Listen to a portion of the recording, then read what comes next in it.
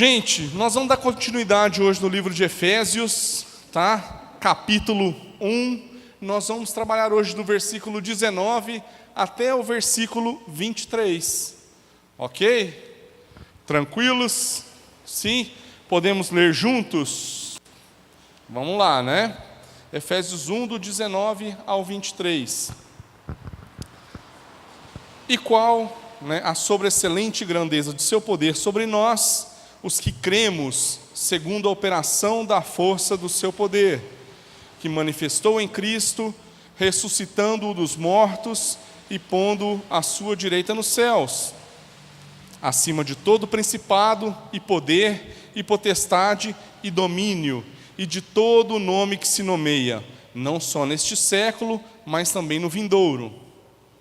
E sujeitou todas as coisas a seus pés, e sobre todas as coisas o constituiu como cabeça da igreja, que é o seu corpo, a plenitude daquele que cumpre tudo em todos. Isso aqui, na verdade, pessoal, é uma parte da oração de Paulo, que ela começa no versículo 15, tá?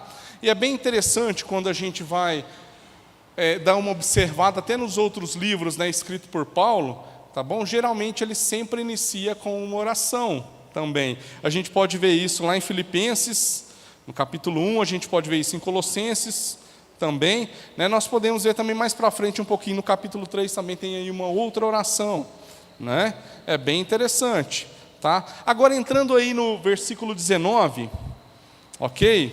Que fala sobre a grandeza aí do seu poder, que está sobre nós, os que cremos. Então, gente, olha só, a seguir aqui seguem várias frases que falam sobre isso, que acumulam aí as palavras que denotam esse poder de Deus, Agora, Deus é poderoso, irmãos? Deus é muito poderoso, Nós já experimentamos desse poder? Já, diversas maneiras, eu acredito que sim, Todos os dias é Ele quem nos sustenta, é Ele quem nos anima a seguir, vivendo de acordo com o propósito e o chamado, no qual todos nós já conhecemos e entendemos a vontade aí do nosso Pai, E é o que nós temos que fazer, irmãos, tá bom? Seguindo aqui, ele fala que manifestou em Cristo, ressuscitando dos mortos e pondo à direita nos céus.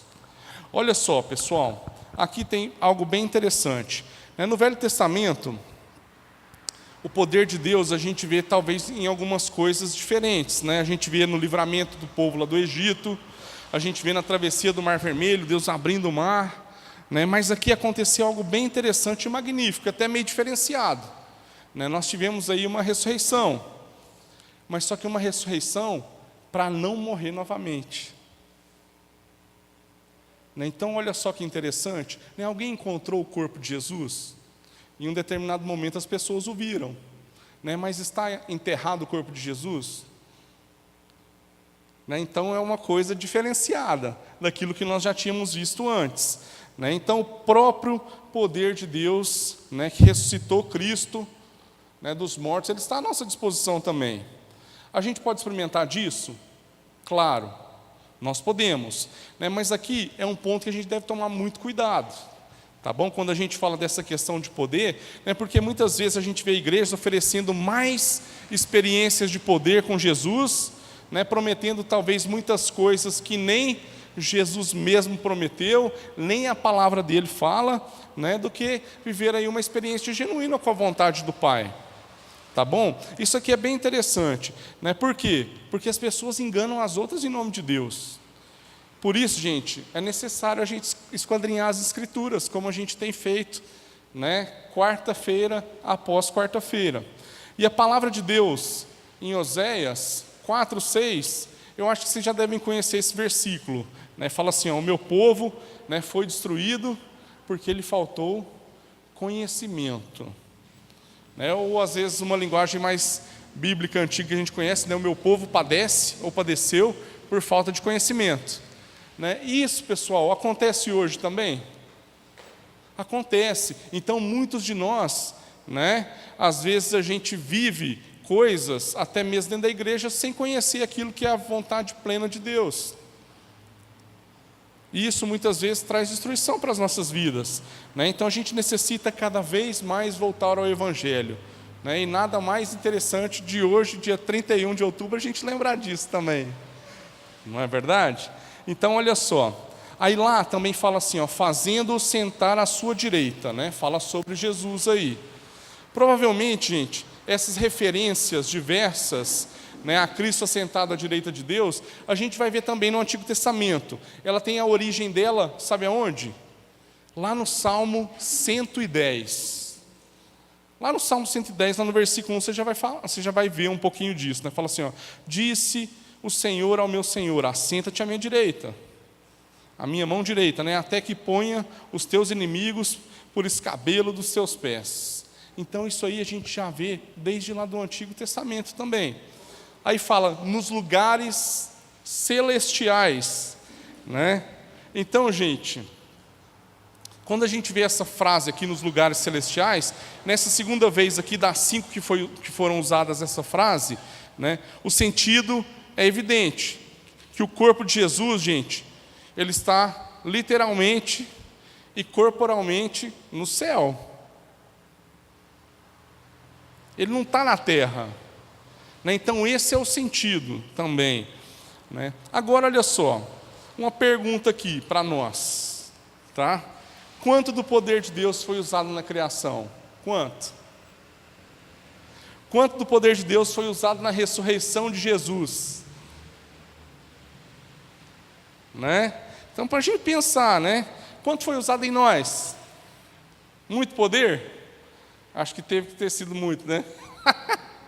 Mas olha só, gente, para a nossa salvação, né, às vezes a gente acha, né, que Jesus, né, que Deus, Ele usou todo o poder, né, e que já não há poder para sustentar tudo aquilo que Ele criou muitas vezes. A gente tem esse pensamento, né, até para nos salvar. Agora, gente, um detalhe aqui, tá? Eu fiz essa pergunta, mas era pegadinha. Não incumbe a nós, tá, saber quanto de poder, né, foi utilizado, ok? Por quê? Porque, na verdade, para nós, nos incumbe, né, viver a vontade do Pai.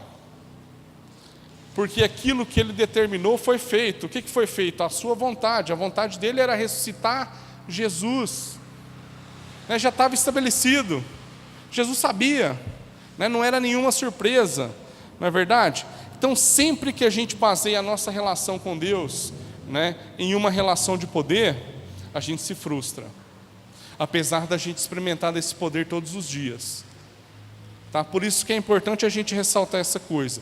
Mas quando a gente estabelece com Ele uma relação a partir da vontade do Pai, isso realmente muda a nossa perspectiva, muda a maneira da gente ver, transforma não só a maneira da gente pensar, mas a maneira também da gente relacionar com Deus. Né? Por quê? Porque a gente vai relacionar a partir daquilo que é a vontade do Pai, né? Então, gente, Deus, Ele não fez as coisas a partir do seu poder. Ele fez as coisas a partir da sua vontade. Amém? Todos creem nisso? Né? E é isso mesmo, irmão. Então, gente, o Evangelho é para a gente conhecer a vontade do Pai, né? E a oração que a gente vê que Jesus Cristo nos ensina, né? Ele não fala, né, venha a nós o teu poder, né? Mas seja feito o quê? A tua vontade. Certo? Então isso a gente viu anteriormente também, né? E é legal a gente citar as coisas que a palavra de Deus diz. Amém? Né? Então olha só, gente, porque dessa maneira a gente vai experimentar, né, qual é a boa, agradável e perfeita o quê? Poder?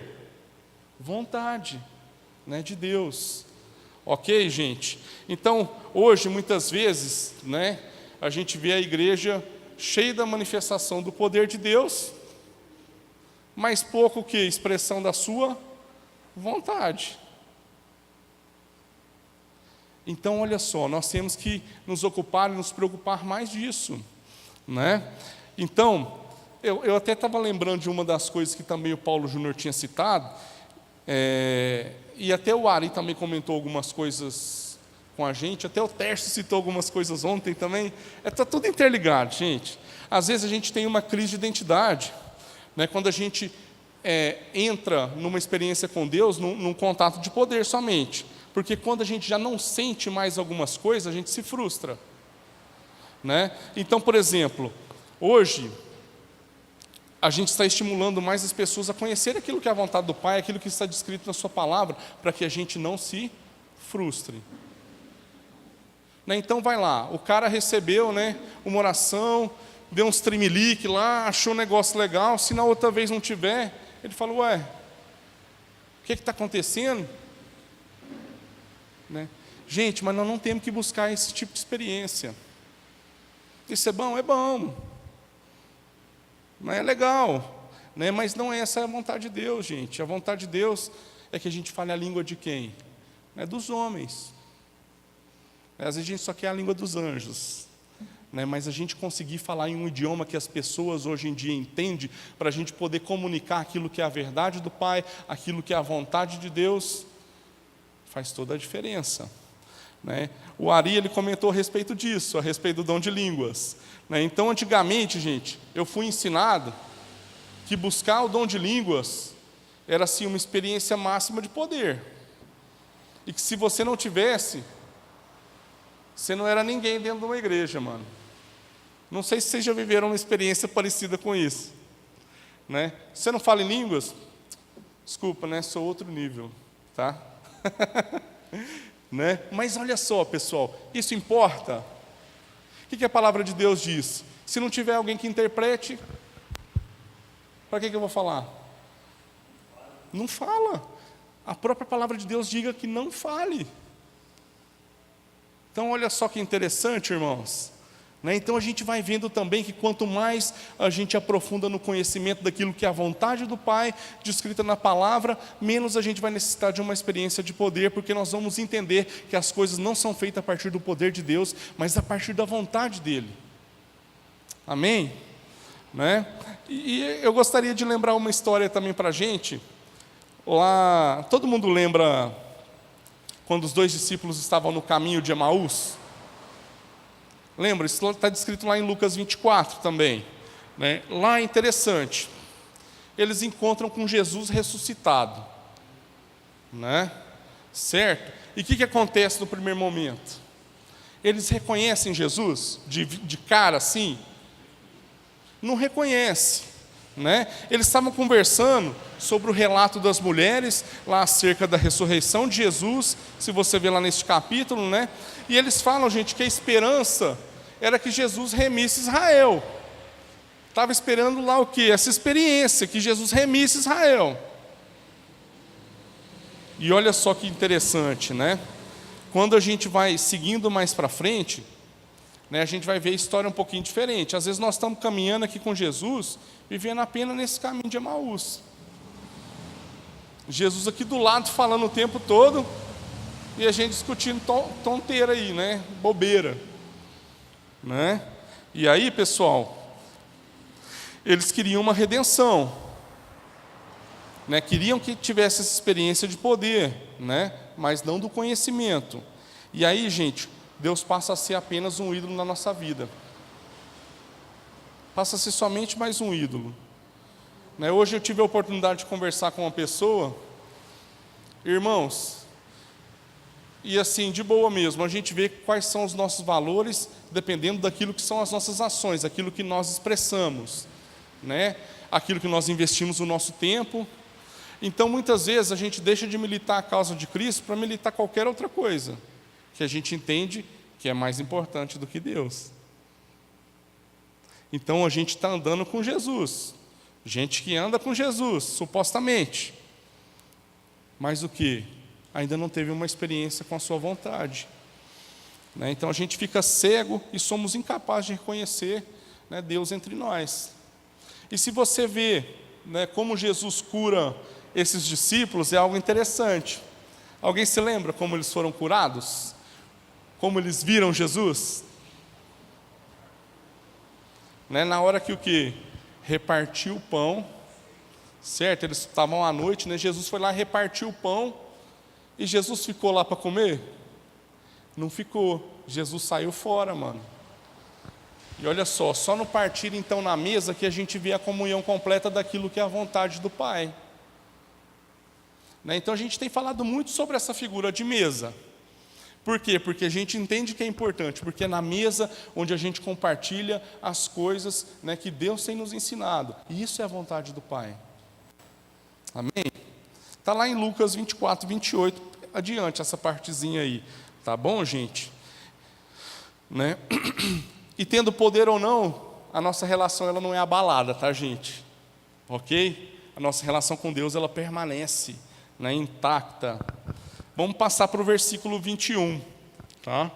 Lá fala assim: acima de todo principado e poder e potestade e domínio e de todo nome que se nomeia, não só neste século, né, mas também no vindouro.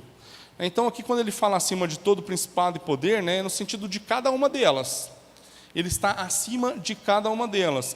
Diferentes palavras foram usadas, né, no Novo Testamento aqui para dar as diversas categorias dos seres celestiais, né? Tanto anjos caídos, né, anjos caídos, decaídos também que você vai ver aí.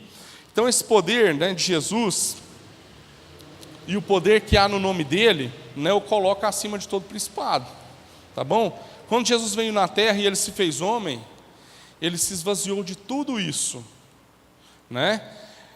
Isso é o que a palavra, mas olha só o que a palavra de Deus diz também lá em Filipenses 2. Isso eu queria que a gente pudesse ler rapidinho, tá bom? Vou abrir aqui, tá? Só para a gente poder comparar aqui algumas coisas, né, sobre a exaltação de Cristo. Lá fala assim, ó, 2:8. E achando na forma de homem, humilhou-se a si mesmo, sendo obediente até a morte e morte de cruz.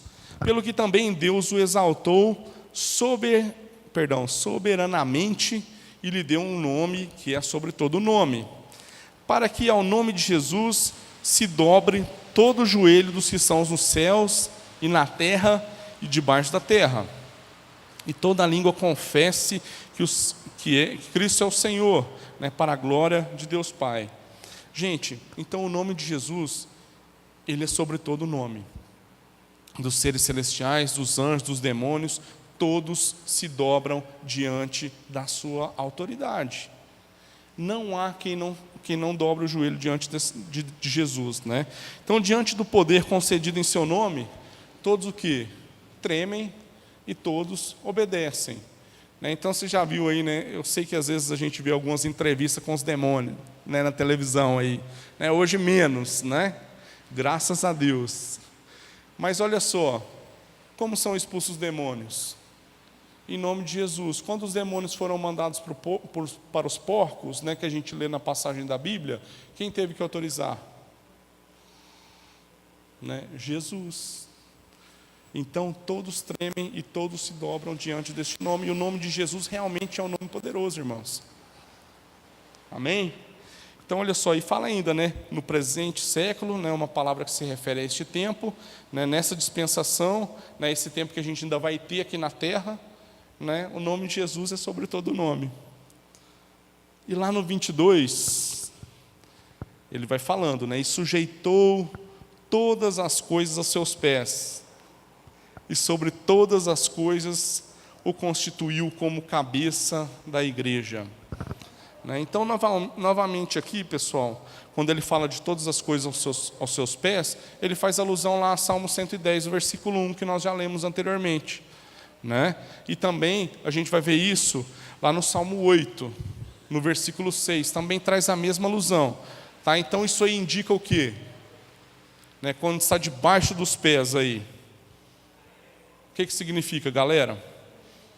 Indica uma completa vitória de Cristo. Tá bom? Então a vitória ela foi completa, o diabo está debaixo do domínio de Jesus, né?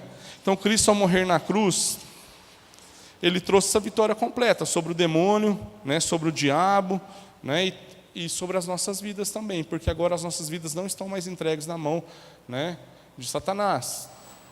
Agora a nossa vida, quem tem a chave aí, né, de tudo, das portas de tudo, né? Jesus, irmãos. Então a gente tem que começar a lembrar dessas coisas. Através desse sacrifício, também Deus nos deu o privilégio de poder nos relacionar com o Pai. O véu foi rasgado, como o Ari mencionou. E como ele foi rasgado? De baixo para cima ainda, né? certo? Olha só que coisa interessante, né? Qual que era a grossura? Imagina se rasgar um negócio mais grosso que isso aqui, irmãos, de baixo para cima. Quem dá conta? Deus. Né? Então a gente vai percebendo, através disso a gente tem livre acesso ao Pai, né? E agora nós somos chamados e achados como filhos de Deus também, né? No qual agora a gente caminha junto com o quê? Com o corpo. Esse corpo é a igreja, né? Que é a igreja do Senhor Jesus Cristo. E quem nós temos como cabeça? O próprio Cristo. O que significa cabeça, irmãos? O Senhor. Então nós temos aí o Senhor, né? Ele é Senhor das nossas vidas, né? E para ser o cabeça sobre todas as coisas, né? A gente vai ver que nessa parte aqui final do versículo, essa é a primeira menção, né, que fala, né, nessa epístola de Cristo como cabeça da igreja. E é uma verdade que depois, posteriormente, ela vai ser mais desenvolvida de uma maneira mais completa dentro do mesmo livro. Vocês vão dar uma lida aí, né? E, gente, ele menciona também, claro, né, a gente pode fazer alusão a João 3,16, porque Deus amou o mundo de tal maneira que deu o seu Filho unigênito, para que todo aquele que nele crê, né, não pereça, mas tenha a vida eterna. Às vezes a gente sabe esse versículo decorado, não é verdade? Mas tem muita verdade dentro desse versículo, né? Ele amou, gente, o mundo de uma maneira muito especial, que Ele entregou o seu próprio Filho, o sacrificou, para que hoje a gente pudesse ter uma relação com Ele, para que a gente não perecesse, porque todos nós já estávamos caminhando para o inferno, e Deus, Ele interveio nas nossas vidas. Então, a partir desse encontro, as coisas são mudadas, né? E aí, gente, nós temos o quê? A vida eterna. Olha que louco. É muito interessante, né? E aí ele continua aqui. Então, Cristo como cabeça, que é o seu corpo, né? A plenitude daquele que cumpre tudo em todos. Então, olha só, gente. Embora a gente fala disso muitas vezes como uma figura, né, é muito mais do que isso, tá? Por quê? Porque ela indica, né, a completa união da igreja com o Senhor Jesus. Né, então, às vezes nós vamos ver a figura da noiva. Uma noiva bacana nós somos? Né? Não somos, gente. Quem talvez tenha provado um pouquinho dessa questão da noiva, assim como Cristo, foi Oséias também, né? Certo? Que Deus mandou ele amar quem? Uma mulher adúltera, né? E nós muitas vezes somos essa mulher adúltera também, que sempre aí está capengando, né? Mas, gente, vamos seguir aí. Deus tem misericórdia de nós. Então, né, é muito mais do que uma figura, tá bom? É assim, é uma identificação completa de nós cristãos com o Senhor Jesus. Lá em 1 Coríntios 12, fala assim, ó, porque assim como o corpo, né, é um e tem muitos membros, e todos os membros sendo muito, são um só corpo, assim é Cristo também. Tá bom? Então, da mesma maneira é Cristo. Certo? E ao sermos denominados como corpo, irmãos, nós temos que assumir a nossa função dentro desse corpo. Tá bom? Eu contei tem 2 semanas atrás, eu até comparei algumas coisas quando eu fiz uma viagem para Machu Picchu, né, junto com a Cláudia. E foi bem interessante quando a gente viu as construções lá. Né? Então a gente vai falar às vezes de corpo, de construção, de casa. Nós somos tudo a mesma coisa, tá, irmãos? Só para a gente fazer aí uma alusão, né? Nós não vivemos pelo aquilo que são as nossas diferenças juntos, mas nós vivemos por aquilo que nos une. Quando a gente foi em Machu Picchu, foi muito interessante ver a construção. Por quê? Porque elas eram feitas de pedra, primeiramente, né? Então pensa numa construção louca, certo? Cada pedra do mesmo tamanho? Nenhuma igual. Nenhuma pedra igual. Gente, você vai ver pedra pequena, pedra grande, pedra pontuda, pedra redonda, né? Mas tudo lá encaixado. Interessante, né, a gente vê. E aí, pessoal, tinha uma coisa, todas tinham uma angulação para dentro. Mais ou menos 13 graus. Não, 13 graus, se era 13 graus, era 13 graus todas as colunas. Vocês imaginam isso? Como que construíram aquilo lá, num lugar tão alto daquele? As pedras não eram de lá, era trazida de outra montanha. Como subiu essas coisas para lá? Não sei, irmão. Mas sei que o negócio era louco. Tá? Por quê? Nessas diferenças aí do encaixe, tinha uma pedra angular, onde todas as outras se sustentavam a partir da primeira lá, né, ou da central. Né? E aí, as outras eram encaixadas. Irmão, vem terremoto. Não cai. Está lá até hoje. O que caiu foi o que o homem destruiu. Né? Então a gente vai vendo assim algumas coisas, e quando a gente fala em relação assim a corpo, a construção, irmãos, nós na igreja nós somos tudo diferente. E às vezes para a gente encaixar aí dentro desse corpo, né, nós vamos ter aí uns trabalhinhos bons. Sabe o que era legal lá também? Quando as pedras, né, elas não tinham o formato exato para encaixar, o que elas faziam com ela? Alguém tem alguma ideia? Lapidava, é legal, né? Sim, dava uma lixada, mas também cortava. E como que eles cortavam a pedra grande? Irmão, com a pressão da água. A água, ela passava por uma corrente, que em determinado ponto ela desgastava a pedra e cortava a pedra. Irmão, como funciona exatamente eu não sei. Só sei, estou repetindo o que me falaram. Tá bom? Mas é algo interessante. É algo louco. Então, olha só, meu irmão, da mesma maneira Deus trabalha nas nossas vidas e através das nossas vidas. Né? Então, a vida que Deus nos chama para viver agora vai requerer o quê? Esforço e vai requerer sacrifício dentro do corpo. E as diferenças do meu irmão vão me moldar. Ou então eu também vou ser moldado. Não, eu falei a mesma coisa, né? Ou ele vai ser moldado. Desculpa, gente. Tá bom? Ou o meu irmão vai ser moldado também, não é verdade? Certo? Então, gente, olha só. Aqui na nossa vida agora, não é aquilo que eu desejo. Então, nós estamos falando a respeito aí do poder de Deus, mas também estamos falando a respeito da sua vontade. Então, Jesus nos chama para viver agora a vontade dEle. E essa vontade, ela vai requerer esforço e sacrifício. Tá bom? Não é o que Deus deseja de mim, é o que Deus deseja de nós. Então esse é o corpo. É porque para ser igreja, meu irmão, e ser igreja de Deus, é necessário que eu deixe a minha individualidade. É necessário que eu comece a pensar no coletivo. Então imagina aqui, se cada um fizesse o seu desejo, né, a gente ia parecer o quê? Uma caixa de Lego. Vocês já viram o Lego? Você compra uma caixa, tem aquelas do Star Wars, né, que vem assim a nave para você montar completa. Né? Quem tem menino é bacana. Vocês têm Lego em casa? Sim. Já juntou tudo numa caixa só? Sim. Juntou depois tudo numa caixa só. Agora o que é aquela construção lá?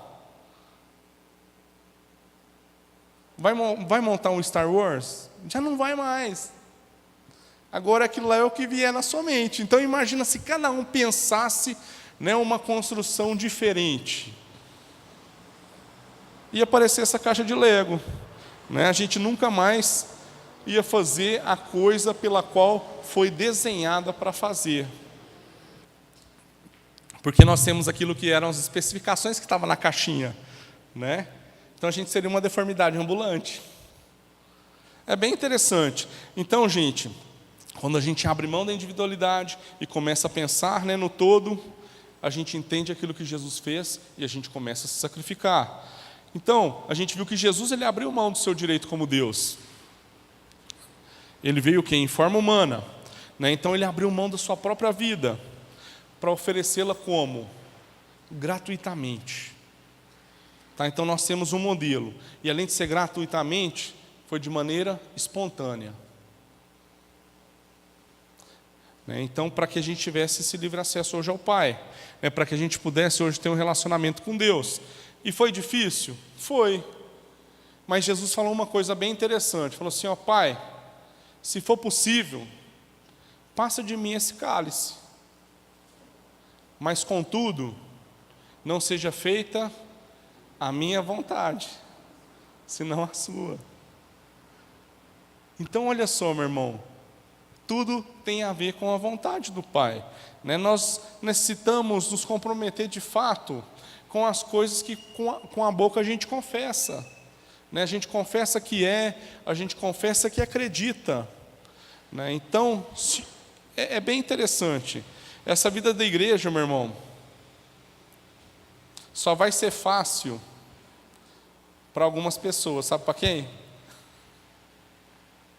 Para quem decidiu nunca amadurecer e nunca crescer. Porque aí está lá em cima no ministério infantil. Vai só receber, irmão. Mas agora quem decidiu amadurecer e crescer vai padecer pela família. Na família a gente pensa diferente? Né? Lá em casa, pelo menos, éramos 4 irmãos, tudo diferente. Mas aí o que a gente faz? A gente convive, né? A gente tem que, né, se encaixar ali em certos momentos para poder funcionar a família. Igual a gente já comentou, né? Mas em determinados momentos, quando éramos crianças, né, a gente assumia algumas responsabilidades, depois, quando maiores, as responsabilidades aumentam. Né? Depois a gente começa o quê? A pagar as contas de casa também. Por quê? Porque a gente participa da família. E é ruim, né? Pagar boleto, né? Agora. É horrível, né, gente? Pagar a conta, né? Mas tem que pagar, irmãos. Com privilégio. É privilégio pagar a conta. Tá? Então, gente, e se no corpo algo não cresce, é porque está o quê? Está errado. Tá? Então nós somos chamados para crescer. Nós somos chamados para desenvolver. Né? Se o braço de alguém não se desenvolve, é porque ele tem o quê? Um problema. Precisa ser tratado? Precisa. Né? E em determinado momento aí, fazer com que isso possa se desenvolver normalmente. Quando a gente é criança, a gente vai no médico também. Gente, eu vou falar um negócio para vocês. Eu era pequeno. E eu sempre fui menor que todos os meus irmãos. Sempre. Minhas irmãs que são mais novas eram mais altas do que eu. Mas depois eu cresci, gente. E para os lados também, né? Certo? Mas que fui no médico? Fui, o médico falou o quê? Não, está normal, ele vai crescer. Né? Ele vai crescer lá dos 12 aos 16, um negócio assim, pode esperar. E é verdade. Então é interessante. E aí, irmãos, como a gente é corpo aí, né, nós temos que nos envolver na vida uns dos outros também. Assim como a gente está ali todo unido, né, é necessário que a gente se envolva. É necessário que eu agora trabalhe para que o meu irmão tenha vida. Porque esse é o entendimento que nós temos. E aí nós podemos falar no que diz aí no último versículo também sobre a plenitude. Né, o que é plenitude? Aquilo que está o quê? Cheio. Né, aquilo que está completo. Né? Então, a igreja, meu irmão, ela é a contínua, né, revelação da vida, né, divina em uma forma humana. Ok? Por quê? Porque a gente vê aqui, né, as nossas diferenças, mas nós somos santificados, né, através de Jesus, através da sua graça. Né? É por isso que nós podemos enxergar virtude uns nos outros ainda. Né? Então, a verdadeira oração, ela inclui abundância também de louvor, tá, irmãos? Né? A adoração aí do nosso Deus, né, a gente deveria, talvez, pedir menos para nós, ser menos egocêntricos nisso, e egoísta também, né? Agora, olha só, gente, pensa como a nossa vida seria diferente se a gente orasse continuamente uns pelos outros. Às vezes a gente trata a oração de uma maneira tão assim, né, algo tão longe de nós, mas isso é viver plenitude em Deus. Então, irmão, nós temos compromisso agora uns com os outros. Né? Então é isso que Jesus, né, que Deus quer nos ensinar através desses textos que lemos hoje, né? Aqui, esses poucos versículos. Amém? Então que a gente possa lembrar disso, irmãos. Em nome de Jesus. Amém. Vamos orar, galera, então, né? Deus, em nome de Jesus, nós queremos te louvar, Pai, por mais esse tempo que a gente tem aqui juntos, aprendendo aquilo que é a tua palavra, Deus. E em nome de Jesus, Pai, nós queremos nos comprometer, Deus, com o Senhor, e nós queremos nos comprometer com os nossos irmãos, Pai. Nós queremos viver sempre contigo, Deus, uma experiência segundo a tua vontade, Pai. Porque é isso, Deus, que não vai nos frustrar. Podemos experimentar do teu poder, Deus, vários dias. Mas nos dias, Deus, em que o Senhor não se revelar, Deus, através de uma maneira de poder, que a gente entenda que o nosso compromisso é com a tua vontade, Pai, sempre. Em nome de Jesus, Deus, que a gente possa ser pleno, que a gente possa ser cheio, Deus, em nossa relação contigo e na nossa relação com os irmãos, Pai. E que apesar, Deus, das diferenças que temos, nós podemos sempre, Deus, olhar pelo viés daquilo que nos une no Senhor Jesus, Pai. Derrama, Deus, sobre nós a tua graça, derrama sobre nós, Deus, o teu amor, derrama sobre nós, Deus, a tua perseverança, Pai, para a gente poder seguir adiante em todas as coisas que o Senhor tem para cada um de nós, Pai. Em nome de Jesus, nós te louvamos, te agradecemos. Amém.